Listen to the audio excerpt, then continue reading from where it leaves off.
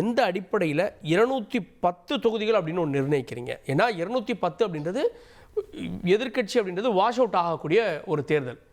இப்போ களத்தை நீங்கள் எப்படி ஒரு 8 மாதத்துக்கு 9 மாதத்துக்கு முன்பே 210 இடம்னு எப்படி நீங்கள் தீர்மானிக்கிறீங்க?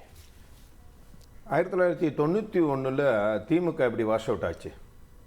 இல்லை, அதுக்கு ராஜீவ்காந்தி படுகொலை அதுக்கு பின்பு ஏற்பட்ட அரசியல் நிகழ்வும் ஒரு காரணம். இல்லை, அதே போன்று இன்றைக்கு படுகொலையாக நடந்துகிட்டு இருக்குது. ஒரு அரசியல் கட்சியினுடைய தலைவர் படுகொலை செய்யப்படுகிறார், சாதாரண மக்கள் இன்னைக்கு கொலை செய்யப்படுறாங்க போலீஸ் ஸ்டேஷன்லேயே. அதனால தான் எங்களுடைய புரட்சி தமிழர் அண்ணன் எடப்பாடியார் இருண்ட தமிழகத்தை மீட்பதற்காக மக்களை காப்போம், தமிழகத்தை மீட்போம் என்கின்ற அடிப்படையில் 2026க்கான தேர்தல் பிரச்சாரத்தை தொடங்கி இருக்கிறாரு. ஒரு மிகப்பெரிய கூட்டம், இதுவரைக்கும் தமிழகம் பார்க்காத அளவுக்கு ஒரு மாபெரும் பிரச்சாரங்களை நேற்றைக்கும் இன்றைக்கும் எங்களுடைய பொதுச் செயலாளர் நடத்திக்கிட்டு இருக்காரு. மக்கள் வெள்ளம் தானாக அந்த கூட்டங்கள் சிறிது யாரும் அழைச்சி வரல. அந்த தேர்தலில் எங்களுடைய பொதுச் செயலாளர் கணிப்பு 210 தொகுதிகளில் நாம் எப்படியும் வெற்றி பெறுவோம் என்கின்ற நிலைப்பாட்டில் உறுதியாக நாங்கள் இல்லை. அதை நேற்று தான் சொல்கிறாரு, கொங்கு மண்டலத்திலிருந்து சொல்கிறாரு. இப்போ கொங்கு மண்டலத்தில் கூடக்கூடிய கூட்டத்தை வச்சு ஒட்டுமொத்த தமிழகத்தினுடைய நாடியும் இதுதான் அவர் கணிக்கிறாரா? நிச்சயமாக. என்னன்னா, தமிழ்நாட்டு மக்களுடைய மனநிலை இன்னைக்கு எப்படி இருக்கிறதுன்னு நீங்கள் கவனிக்கணும். முதல்ல அதாவது அமைதி வளம் வளர்ச்சி என்ற நிலையில் தமிழகம் எல்லா துறைகளிலும் வளர்ந்திருக்கிறது. 31 வருடம் தமிழ்நாட்டை ஆட்சி செய்த அதிமுக தொழில் வளத்தையும் கல்வி வளத்தையும் பொருளாதார வளத்தையும் பெருக்கி தமிழ்நாட்டை முன்னணி மாநிலமாக உருவாக்கி இருக்கு. ஆனால் இந்த 4 வருஷம் 3 மாதம் இந்த திராவிட முன்னேற்ற கழக ஆட்சி எப்படி நடக்குது என்பது எல்லோருக்கும் தெரியும், ஊடகங்களுக்கு தெரியும். பொதுமக்கள் கிட்ட கேடுங்க, என்ன சொல்லுவாங்க? சட்டம் ஒழுங்கு சீர்கெட்டு போயிருக்குது, இன்றைக்கு தொழில்கள் இல்லை, மின்சார கட்டணத்தை உதவிட்டாங்க, பத்திரப்பதிவு கட்டணத்தை உயர்த்திட்டாங்க, ஒரு காய்கறி வாங்க முடியல, அரிசி வாங்க முடியல, இன்றைக்கு வேலை வாய்ப்பு குறைஞ்சி போயிருக்குது, இன்றைக்கு பெண்கள் தனியா போக முடியல, தாலியா இருக்கிறான், எங்க பார்த்தாலும் ஒவ்வொரு தெருவில் ஒரு கொலை நடக்குது, போலீஸ் நிலையத்துக்கு போய் ஒரு கம்ப்ளைண்ட் கொடுக்க முடியல, அந்த போலீஸ் நிலையம் உயிரோடு திரும்பி வருமாங்கிற ஒரு நிலைப்பாடு இன்றைக்கு ஒவ்வொரு மக்கள் மனசுலையும் இருக்குது. இந்த ஆட்சி எப்படா போகுங்கிற மனநிலையில் மக்கள் இருக்கனால்தான் மற்ற மாநிலங்களோடு ஒப்பிடுறப்போ தமிழகம் அன்னைக்கு அதிமுக ஆட்சியிலையும் இப்போவும் குற்றங்களுடைய விகிதங்களில் குறைவாக இருக்குது, மனிதவள குறியீடுகளில் மிகுதியாக இருக்குது. அதை நீங்கள் ஏற்றுக்குவீங்கல்ல சார்? அதுவே முழுக்க தவறு சார். இவர்கள் மற்ற மாநிலம்னா எதை கம்பேரிசன் பண்றாங்க? உத்தரப்பிரதேசம் பண்ணுவாங்க. உத்தரப்பிரதேசம், பீகார்னுடைய உத்தரப்பிரதேசனுடைய மக்கள் தொகை எவ்வளவு? 22 கோடி. அப்போ நம்ம மக்கள் தொகை எவ்வளவு? 7.5 கோடி. நீங்க யூபி, இது பீகார் எவ்வளவு? அதாவது நீங்க ஆவரேஜ் எவ்வளோன்னு நீங்க பார்க்க முடியும். ரெண்டாவது நீங்கள் வட மாநிலங்களை கம்பேர் பண்ண அளவுக்கு தமிழ்நாடு இல்லை.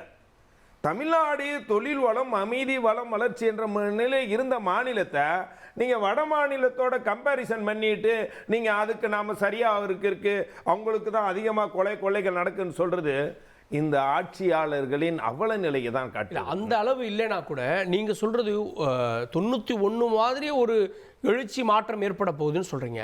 அப்படின்னா இப்போ வெளியிலேயே போக முடியாது, மக்கள் வெளியில் பார்க்குறோம், இயல்பாக தங்களுடைய வாழ்க்கையை வாழ்ந்துட்டு இருக்காங்க. ஆனால் நீங்கள் சொல்கிறது எக்ஸாஜுரேட்டடாக இல்லையா? இல்லை, அப்படி இல்லை. மக்கள் மிகப்பெரிய, நீங்கள் எங்கே போனாலும் மிகப்பெரிய கோபத்துடையும் வெறுப்புலையும் பேசுகிறாங்க. இப்போ நீங்கள் கடந்த தேர்தலில் 2021 தேர்தலில் 75 தொகுதியில் அதிமுக வெற்றி பெற்றது. வாக்கு சதவீதம் எவ்வளோ? 10 வருஷம் ஆட்சிக்கு பிறகு, அம்மாவுடைய மறைவுக்கு பிறகு நீங்கள் அந்த ஆன்டி இன்கம்பன்சி எல்லாத்தையும் தாண்டி வெறும் 3% வித்தியாசம். இல்ல, 2 கூட்டணிக்கு சேர்த்தா 5% வருது. எந்த 2? திமுக கூட்டணி அதிமுக கூட்டணி. நீங்க திமுக அதிமுகன்னு பாக்குறீங்க, ஒட்டுமொத்தமா பாக்குறப்ப வித்தியாசம் 3%. அதிகபட்சம் 13 லட்சம் ஓட்டுகள் சார். அதிக மொத்தமே 13 லட்சம் ஓட்டுகள். நீங்க அன்றைக்கு இவர்கள் சொன்ன வாக்குறுதிகள்ல மிக முக்கியமா அரசு ஊழியர்கள் 20 லட்சம் அரசு ஊழியர்களுக்கு அவங்க ஒட்டுமொத்த வாக்குகளை பெற்றார்களா இல்லையா? அவங்களுக்கு சொன்னது, நாங்கள் ஆட்சிக்கு வந்தவுடன் பழைய ஓய்வு சட்டத்தை கொண்டு வருவோம். அந்த அரசு ஊழியர் குடும்பம் 50 லட்சம் வாக்காளர்கள் இன்றைக்கு அந்த எதிர்ப்பா இருக்கிறாங்க. நீங்க அதே மாதிரி பெண்களுக்கு எவ்வளவோ பொய்களை சொன்னீங்க. நாங்கள் எல்லோருக்கும் 1000 ரூபாய் கொடுப்போம், அதை கொடுப்போம், இதை கொடுப்போம். 14 லட்சம் பேர் வாங்கிட்டு இருக்காங்க. 1000 ரூபாய் கொடுத்துட்டு 4000 ரூபாய் பிடிங்கிட்டீங்க. ஒரு மின்சார கட்டணத்தை 400 ரூபாய் இருந்த மின்சார கட்டணம் இன்னைக்கு 4000 ரூபாய் சார். 3000 ரூபாய் அரசாங்கத்துக்கு லாபம். இன்னைக்கு அரசாங்கத்துக்கு லாபம் அந்த நிலைமையில தான் இருக்குது இன்னைக்கு. அப்ப அதே மாதிரி நீங்க மாணவர்கள் இந்த 4.5 வருஷமா இருக்கீங்க, மாணவர்களுக்கு நீங்க லேப்டாப் கொடுக்கல. இந்த மாணவர்கள்லாம் 18 வயசை தாண்டி இன்றைக்கு ஓட்டு போடக்கூடிய சூழ்நிலையில் இருக்கிறாங்க. 18 வயசை தாண்டி ஓட்டு போட சூழ்நிலை இருக்காங்க. அதே மாதிரி நீங்க என்ன பண்ணா விவசாயிகள் எடுத்துங்க, விவசாயிகளுக்கு சரியான விலைகள் கொடுக்கல. கரும்புக்கும் நெல்லுக்கும் கொடுத்த வாக்குறுதி என்ன? விவசாய கடன் ரத்து செஞ்சீங்களா? விவசாயிகளுக்கு நீங்கள் பயிர் காப்பீட்டு செஞ்சீங்களா? மும்முனை திட்ட மின்சார திட்டத்தை கொடுத்தீங்களா?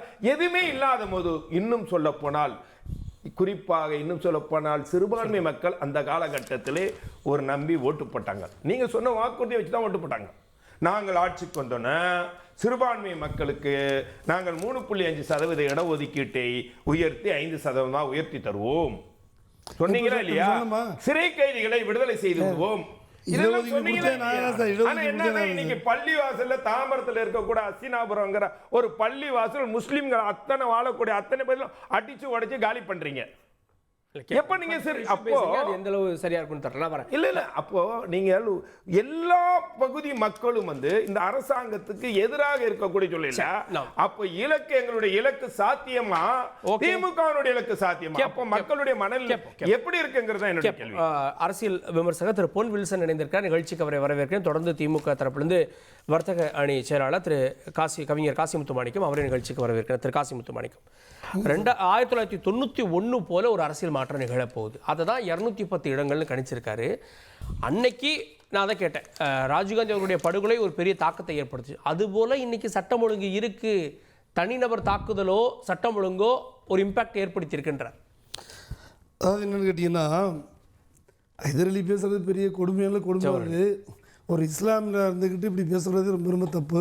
சரி, என்னுடைய பேச்சை நான் முடிச்சுக்கிறேன். அவர் பேசும்போது நான் குறுக்கு இல்லை. ஆனால் ஒன்று சொல்கிறேன், பாஜகவுடைய போய் சேர்ந்துருக்காங்க. இந்திய அளவில் பாஜக என்பது கழுதைந்து கட்டரும்பான கதையாக தேஞ்சிக்கிட்டு இருக்குது. இப்போ ஒரு ஜான் ஏறி முளமண் சறுக்கிற மாதிரி நடந்த 13 இடைத்தேர்தலில் 2024 அப்புறம் நடந்த இந்த தேர்தலில் தொடர்ச்சியாக 13 தேர்தலில் 11 இடத்துல பாஜக அணி தோற்றுருக்கு, இந்தியா கூட்டணி ஜெயிச்சிருக்கு. சமீபத்தில் வந்த குஜராத்திலேருந்து விசாகர் தொகுதியில் புவேந்திர பாயினை வேட்பாளர் நிப்பாட்டினாங்க. இங்கே ஆம் ஆத்மி கட்சியிலேருந்து பிடிச்சி இழுத்து இங்கே இப்போதுக்கு பாஜக போகிறீங்க நேஷனல், இங்கே தமிழ்நாட்டுக்கு வாங்க. இல்லை, தமிழ்நாட்டில் பார்த்தீங்கன்னா 11 தான் தோற்றுருக்காங்க. 10 இடத்துல தோற்ற பழனிசாமியுடைய வேட்பாளர் அப்படி பேசுகிறது. நாங்கள் தொடர்ந்து ஜெயிச்சுட்டு இருக்கிறோம். எந்த தேர்தலையும் மக்கள் திமுகவுடைய ஆட்சியுடைய நிர்வாகத்தை பாராட்டி கொண்டிருக்கிறாங்க. அவர் சொல்கிறார், ஒரு 1000 ரூபா கொடுக்கணும்னு சொல்லி 1000 ரூபா கொடுக்கும்போது தகுதியானவருக்கு கொடுப்போம்னு சொன்னோம். யாருக்கு தகுதி? மகளிருக்கு 1000 ரூபாய் ரேஷன் கார்டு சொன்னமே தவிர எல்லா மகளிருக்கும் தகுதின்றது அப்புறம் தானே சேர்த்தீங்க. நான் கேட்கறது எல்லா மகளிருக்கும் அப்ப சேர்த்தமா? சரி, ரேஷன் கார்டு வச்சிருக்கவங்க எண்ணிக்கை அப்படி நாங்கள் சொல்லலை. ரேஷன் கார்டுக்கு எப்படி சொன்னோம்னா, நீங்கள் 5000 ரூபா கொடுக்க சொன்னோம். அவங்களுக்கு கொரோனாவில் 5000 அவங்க கொடுக்கல, 1000 தான் கொடுத்தாங்க. எவன் பெத்த பிள்ளைக்கும் நான் சோறு போடுற மாதிரி அவங்க கொடுக்காத 4000 தான் நாங்கள் வந்து கொடுத்தோம் அப்போ ரேஷன் கார்டுக்கு. ஆனால் இந்த மகளிருக்கு என்பது சார் அனுபவிச்சவங்க தான் சார் தெரியும். ஒருத்தனை கேட்டேன், ராமசாமி பொண்டாட்டியை கேட்டேன், ராமசாமி உன் பொண்டாட்டி என்னென்ன, அவர் ஐஓபியில் வேலை பார்க்குதுன்னாப்புல. பக்கத்தில் இருக்கிற குப்புசாமியை கேட்டேன், அவர் சொன்னார் என் பொண்டாட்டி கேஷியராக இருக்குன்னாரு. இன்னொருத்தர் பொண்டாட்டி கேட்டேன், வக்கீல்னு சொன்னார். அவங்களுக்கெல்லாம் இல்லை. இன்னொருத்தர் கேட்டேன் வெங்கடாச்சலத்தை, அவர் சொன்னார் என் பொண்டாட்டி சும்மா வீட்டில் இருக்குனாரு. அந்த சும்மா இருக்குங்கிற அம்மாவுக்கு தான் இந்த பணம். சும்மா இல்லை, அவங்க வீட்டில் 1008 வேலை பார்க்குறாங்க. காலையிலேருந்து எந்திரிச்சு புருஷனை கிளப்பி விடுறது, பிள்ளைக்கு கிளப்பி விடுறது எல்லாம். சார், காலை உணவு திட்டத்தை கொடுத்துருமே சார். உலகத்தில் யாராவது சிந்திச்சு பார்த்துருக்காங்களா? காலை உணவு திட்டத்தை நாங்கள் ஏதாவது அறிக்கையில் கொடுத்துருந்தோமா? எவ்வளோ திட்டங்கள், தாய்மானவ திட்டத்தை ஏதாவது கெடுத்துருந்தோமா? மருத்துவ திட்டத்தை கொடுக்குறோம், வீடு தேடி மருத்துவம் கொடுக்குறோம், வீடு தேடி கல்வி கொடுத்துருக்குறோம். எத்தனையோ திட்டங்கள். அவர் பேசும்போது சொன்னார், நாங்கள் எங்கே கொடுத்தோம் முஸ்லீம்களுக்கு 5 இடஒதுக்கீடு கண்டிப்பாக தேர்தலில் தந்தே தீரும். நாங்கள் எங்கே சொன்னோம்? எங்கள் தேர்தலுக்கு இல்லைக்கா? கிடையாது. ஆக 3% இடஒதுக்கீடு கொடுத்ததே திமுக தான். இஸ்லாமியர்களுக்கு கொடுத்தது. அதேமாதிரி அரசு ஊழியருக்கு சொன்னார், அரசு ஊழியருக்கு கேட்குறீங்க, நீங்கள் கொடுத்தா நாங்கள் பறிச்சுட்டோமா?